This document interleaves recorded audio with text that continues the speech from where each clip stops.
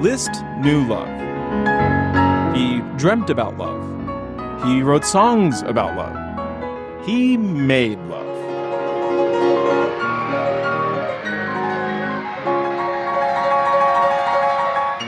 Pianists to this day have found in Liszt's music all of the complex and contradictory feelings that love can inspire, from courtly romance to jealous rage. This video is about a teenage kid who is probably too young to know about any of this firsthand, and yet who seems to have learned everything about love vicariously through the music of Franz Liszt. This is Yunchan Lim. Shh. He doesn't know I'm here. At age 18, he proved himself to be wise beyond his years in those gold medal performances at the Van Cliburn competition. And here he is just a year after that, playing Liszt's Liebestraum, or Dream of Love, a kind of song without words whose original text reads, "Love as long as you can, because one day you will stand at the grave and mourn." Pretty heavy stuff for a 19-year-old. Shouldn't he be on TikTok or something? Oh. This piece is in A-flat major, the same key as a longer musical essay Liszt wrote all about love, his etude called Ricordanza, which Yunchan played in his semifinal performance at the Cliburn. In this video, I will explore Yunchan's Ricordanza in detail, as well as the fiery, passionate etude that follows it, which Liszt wrote in the relative key of F minor. Now, this is part of a longer series of videos on Liszt's transcendental etudes that I originally recorded 2 years ago while having a little summer fling with Yunchan's Cliburn performances. And while I'm still enamored with Yunchan's playing, I've also entered into a bit of an open relationship with a number of other Liszt interpretations. No big deal so far. Seems like everyone's cool with it. So later in this video, I'll introduce you to some other performances of the F minor transcendental etude that I'm in love with. Performed by two of the greatest living Lisztians, Yevgeny Kissin and Ivo Pogorelich, and then we'll see how Yunchan's interpretation stacks up with theirs. But why stop there? There's so many pianists and pieces out there that deserve some lovin', and seems like everyone here is cool with that, right? So if you're into this video, or you've enjoyed other ones I've made for this channel or for Tone-Based Piano, make sure to like and subscribe, and also consider joining my Patreon. It's a beautiful community of piano polyamory, and you'll be helping me make more of these videos more often. Having said all of that, where were we? We tend to think about making a lasting impression, being virtuosic, being fast, being accurate, very brilliant things.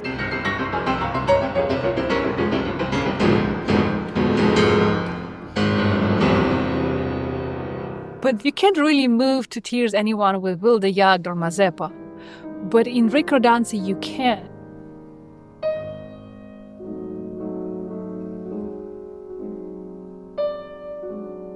Now, just as Jed Disler said earlier about Mazeppa, that in the wrong hands, you feel like you're being bludgeoned after you hear the performance.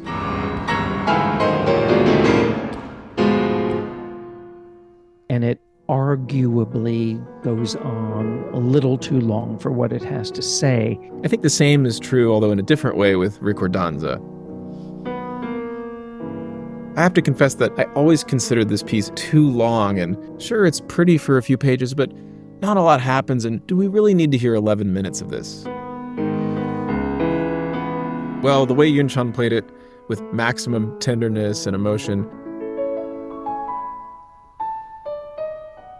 I truly did not want it to end.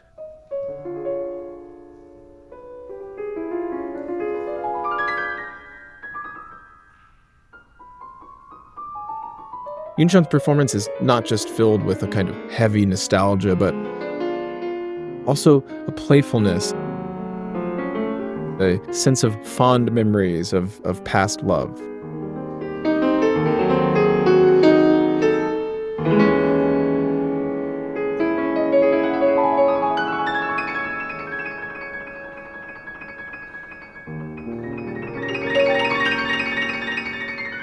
I think you'll hear all the wonder and enchantment in Yun-Chan's performance just lying down on a comfortable couch with your eyes closed.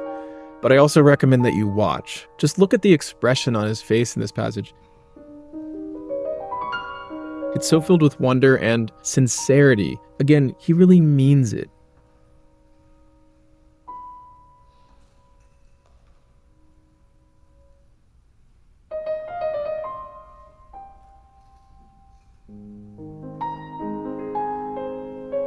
And another quality I find in this performance is a deep sense of patience. Liszt has a lot of fermatas in those etudes, and a lot of people do not have patience to really wait for that.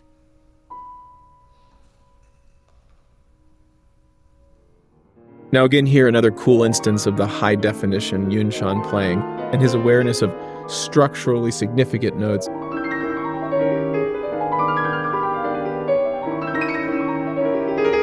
Follow the F sharps in this arpeggiated cadenza passage.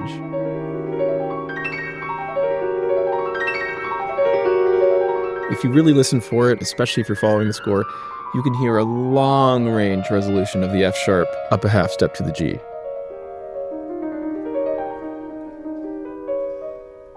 Extremely satisfying.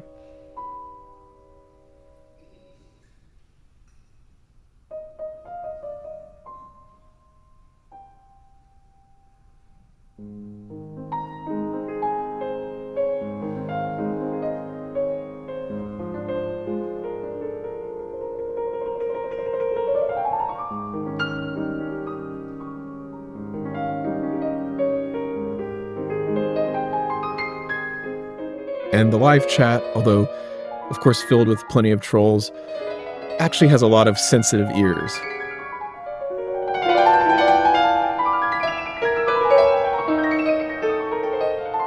They're all detecting Yun-Chan's suave and charm and tenderness and nuance.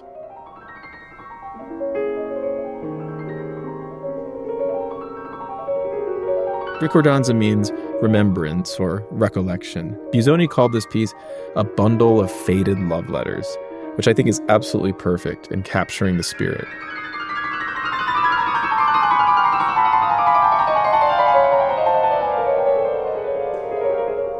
And for an 18-year-old kid, Yun-Chan truly proves himself an old soul in this performance.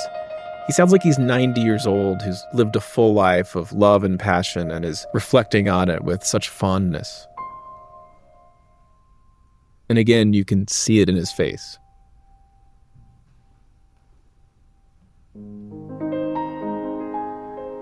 There's something really optimistic in his sound. Now, it might just be that because Yun-Chan is a young man, he hasn't been snake-bitten by love and felt the pain of heartbreak. And that's why this performance is so special. You hear this kind of optimism for the sheer joy that love could bring. You can tell he regards love with awe and admiration. And it really works. I truly think this would melt the heart of even the most hardened cynic.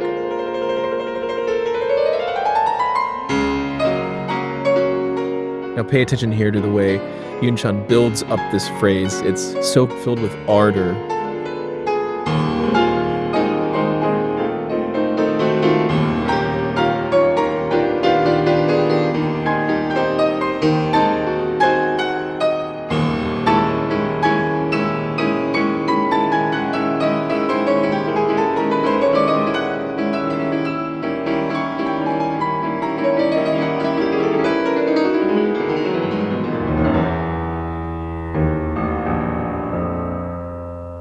저는 손민수 선생님의 제자이기 때문에 손민수 선생님의 스승님이신 로셸 셔먼 선생님의 영향도 제가 받았다고. A pianist like Russell Sherman, who I think is very problematic, and he can be very constipated and very mannered and very interventionist, yet he plays one of the most gorgeous ricordanzas in the history of ricordanza.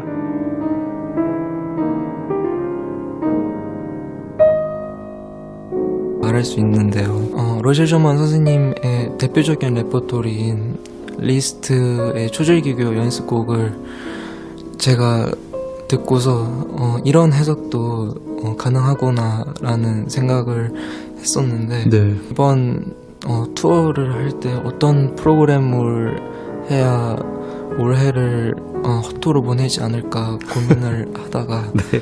제가 로저 셔먼 선생님의 음반을 다시 듣고서 여기에 답이 있을 수 있겠다라고 생각을 했었습니다.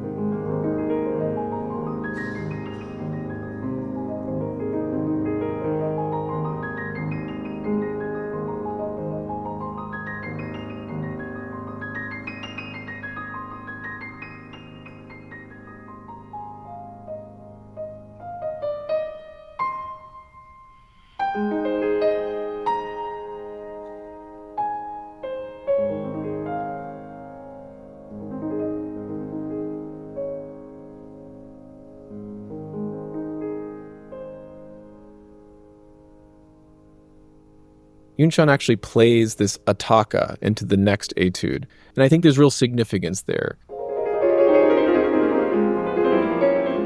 He sees these as a pair. The 10th etude in F minor, which Liszt did not give a title, in Yuncheon's hands sounds as if it grows out of the ricordanza that came before it.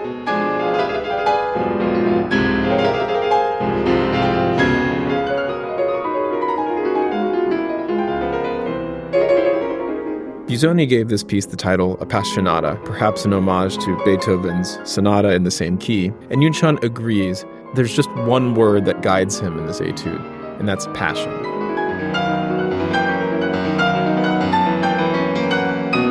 One of the difficulties in Liszt's music that this etude showcases is taking a bunch of notes in an awkward figuration and making it sound like one thing. The alternating chords which we hear at the beginning and which recur throughout the piece is a good example. In Yuncheon's hands, these are always one flourish. And when this flourish comes back at cadence points later in the piece, Yuncheon has the ability to vary the texture. For example, he's drier in this one, which contributes to a sort of segue effect between two sections.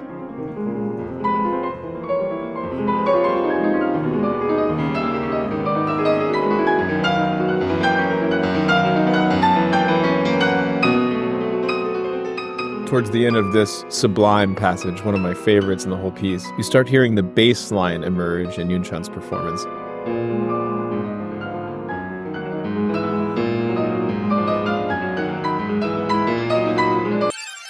And again, it serves a kind of structural purpose. It helps to give motion to the phrase, and it underlines the crescendo to the peak of the cadence point.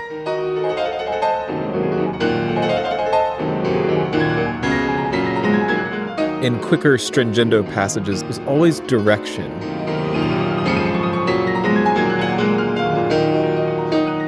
He always knows where he's going, both locally and longer range. And in this longer range build-up, Yuncheon's voicing and sense of dialogue is really something to marvel at.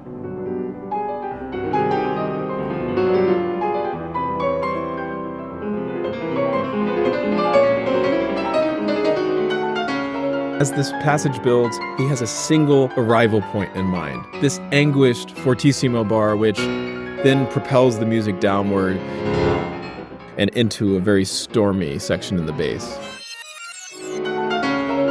Listen to how he prepares this chord with just the slightest hair of a pause.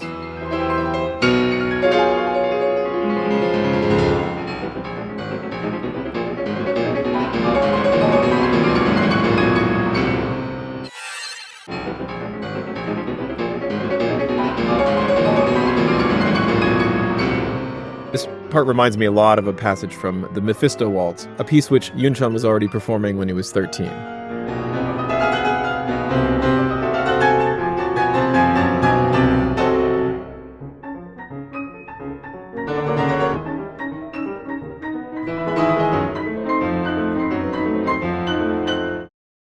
Sorry, for some reason that always happens when I hear that part. At this point, all the chat can say is, wow.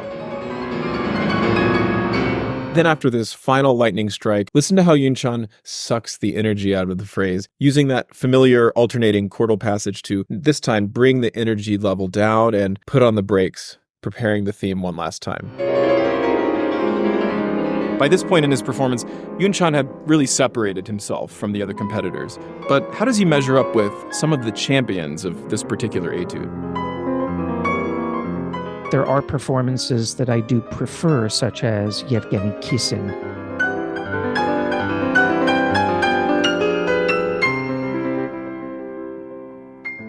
Even in softer dynamics, Kissin is always playing his top line with a searing intensity. Yunchan's always liked to play in the shadows more with his top lines.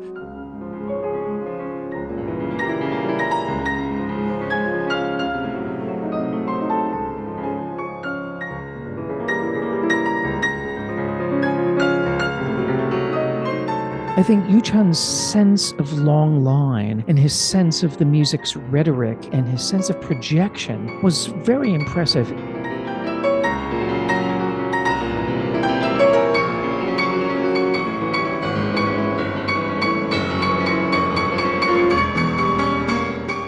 The one time I met Van Cliburn mentioned to me hearing Kissin playing some of these etudes, and he said, "That young Kissin plays these pieces better than I was ever able to play them." And that was really saying a lot.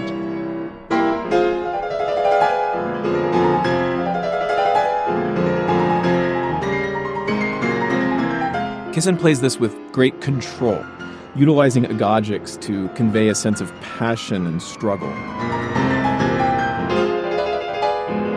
Meanwhile, Yunchan can be prone to teenage head rushes, and yet he is not afraid to project big melodies, to really let these melodies soar.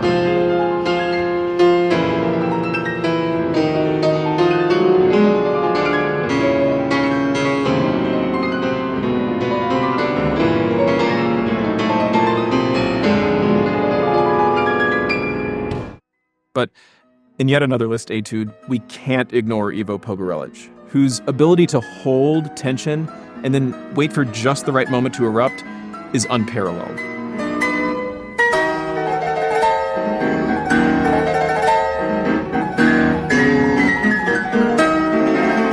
Ivo Pogorelic played 3 of these etudes in Carnegie Hall in 1990, and I've never heard them play better. And the F minor in particular, I like to tell people that Pogorelic ruined the F minor Transcendental Etude for me because I can't hear anybody else play it after that performance.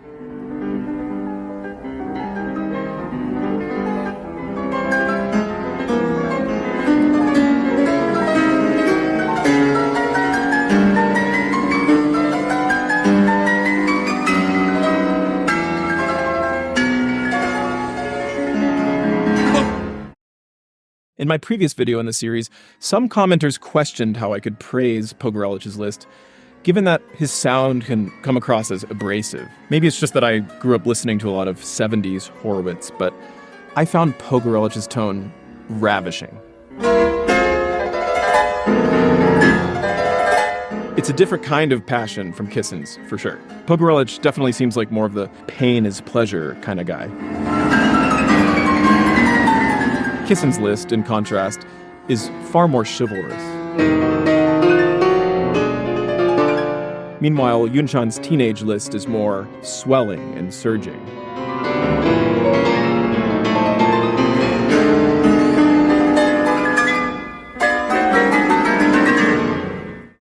Sure, it's just a matter of personal taste. I realize that, but I just can't ignore the risks that Pogorelic takes here and the extremes that he's able to achieve. Pianists just don't normally take on such a demanding role in performance. It's like when Leonardo DiCaprio slept in animal carcasses and swam in frozen rivers in order to prepare for his role in The Revenant. It doesn't even really matter if you like that movie, you just kind of have to give him the Oscar, you know? Pogorelic's Liszt is tortured by love. It's amorous passion turned to rage, like a jealous husband hell-bent on murder. Not for everyone, to be sure, but most pianists, just like most actors, wouldn't even be able to go there. And so, we keep talking about it.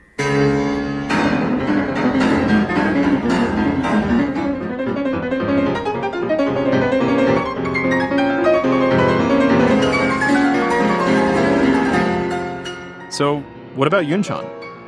Well, he's got a little bit of Kissin's yearning restraint, but also a little bit of Pogorelich's fire. Whether he's reached their level is not really important. Just the fact that he's even in a conversation with them as only a teenager, that's what's remarkable. I'm guessing he's had no torturous relationships, hasn't discovered the fine line between passion and obsession, and he hasn't experienced the kind of romantic jealousy that poses harm to himself and others. And yet, it sounds like he's lived through all of these things vicariously through Liszt's music. And again, what matters is he's just 18 in this performance, so his mature identity as a pianist is still a blank slate. He can be whatever he wants to be.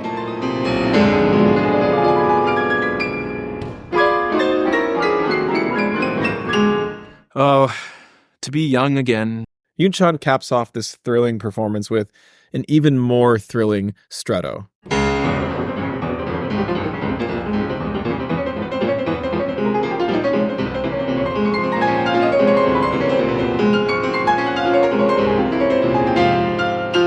And this time the Mephisto reference is rather apt, especially in light of one commenter who thinks that Yuncheon must have sold his soul to the devil in order to play this way.